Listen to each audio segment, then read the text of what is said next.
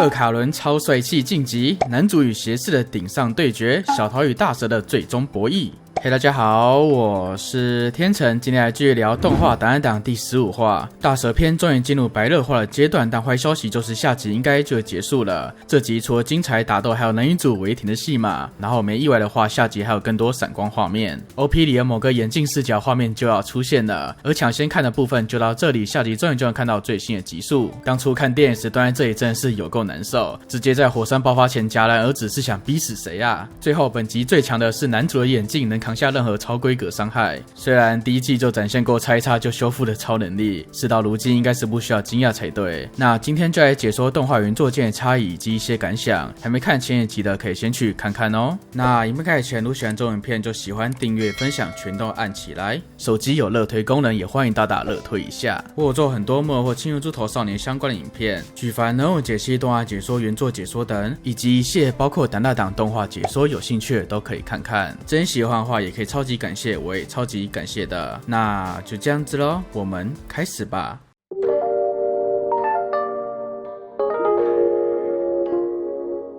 档大档动画第15话不会放过你，改编自漫画第42话逃脱多段式，第43话我不原谅你，第44话碍眼的房子，第45话抽水帮浦的前半话。这次比较特别，没有完整改编一整话，这都是为了想要用火山爆发来吊我们的胃口。最后对付大蛇这几话真的跨页满满，重点场面都很复杂，既佩服作者，但又觉得他疯了。回到动画，这集主要就分成2条线在进行，男主对决邪士，小桃对决大蛇，各尽其职，每个人在这场战斗都至关重要。而婆婆的职责则是最为重要的，去当我们的可爱担当，拿泪眼汪汪表情谁受得了啊？短短数分钟内就体现何谓教科书的傲娇。漫画这里男主是直接踩着进去救，动画只有去找木板来铺，算是还不错的改动，也让婆婆催促变得更好笑了。那说回最开始，男女主的先逃再说，不脑冲看了就是爽。动画邪士依然帅，这也踢球与奔跑作画真的很好，足球与男主奔跑速度感都有出来，明明只是在逃跑，但双方实力都有最初步的展示。途中大蛇终于使出他最知名的最后一招毒液，不过传说中的毒液就如字面是液态的，就是上次的超龙起司原本是带有毒性，而皮肤上也带有毒素，基本都是接触即死。这里的大蛇基本都是被大幅削弱，不然就真的很难打。光有毒皮肤，一开始4人掉上去就直接剧终。目前大蛇的能力大多只剩底 buff 而已，虽然主要还是主角们都身体素质异常。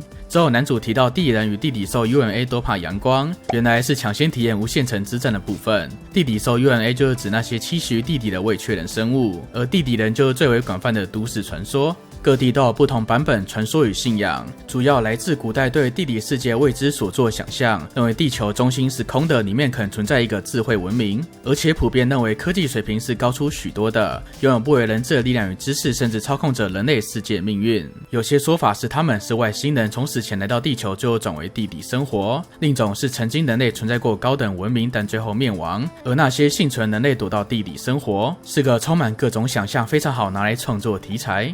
所以地底人算是外星人还是原住民呢？之后就是本集微甜时刻，感觉好久没看到他们放闪了，明明画面这么暗，却还是感受到强烈亮度。这幕大蛇毒液还变成像是浪漫点缀，增添几分浪漫的元素，漫画是白点又更加浪漫。作者真的是非常故意，敌方攻击都能拿来运用，而这里也体现两人对于彼此的信赖。这也能发现小桃起飞时的瞬间有像是超人7号的变身音效。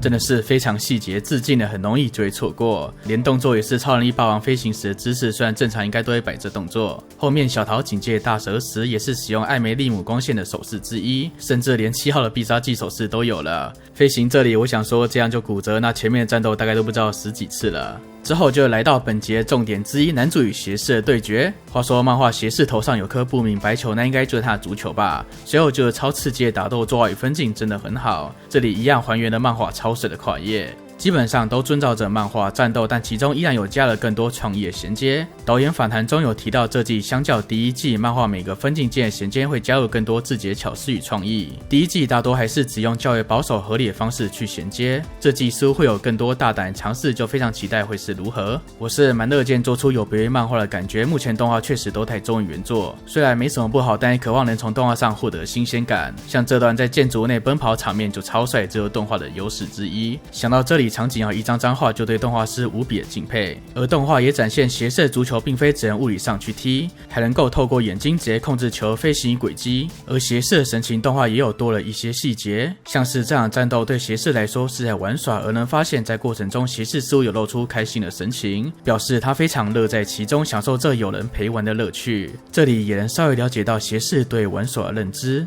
随后来到诅咒之屋擂台战，结界术真的很猛，有点想看斜视单纯用诅咒之屋与奶奶对决。动画这里给了更多男主惊恐的表现。这里我最喜欢是架那些牺牲者画面，再次强调这由无数怨恨连接而成的牢笼，坚不可摧，不是那么轻易就能破解，也让斜视那句我回来了让人感到有点哀伤，回到这个不幸与痛苦的地方，而自己也是其中一份子。之后就是男主的帅气时刻，那句世人绝不会伤害小桃有够具有穿透力，虽然我觉得这里用诡谲音乐有点不太适合。最后就是欧拉部分，男主先前训练终于派上用场，总共5组，每组20下直接打烂结界。虽然当初奶奶要求更恐怖，每组100次。男主的力量主要来自于腿，这招算是运用得很好。不过老实讲，当初看电影时，我觉得欧拉的有点久，本来觉得很燃，但欧拉多到让情绪有点降下来，心想还没结束吗？算是我当时较不满意的地方。而漫画是1组就结束了，当然我觉得5组才对得起结界的高反应力。最后战姿真的帅，当初看漫画帅炸。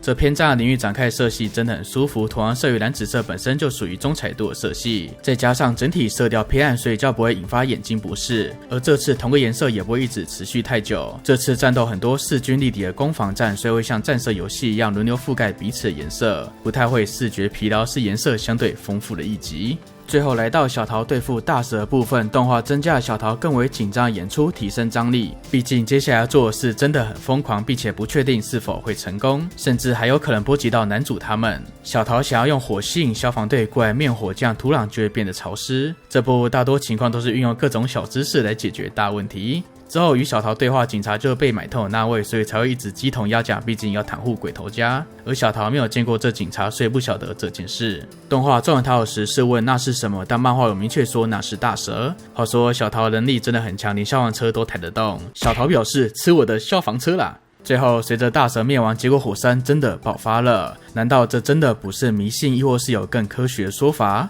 以上就是本节一些感想，原作差异补充。下集应该就是大蛇篇的最后了，我猜下集会停在最亮的那个时刻。我现在非常想看到下集，终于能说这句话了。先行就是早享受早痛苦啊，虽然声光效果绝佳。那你对动画这集有怎样的感想呢？都欢迎在下方留言讨论哦。OK， 那么这集就差不多到这里结束了。以上纯属个人见解，有同样看法吗？还是你有属于你的看法呢？有什么说错建议的地方，以及看过这部作品有什么感想的，都会在下方留言。那如喜欢的话，记得按赞、订阅、分享。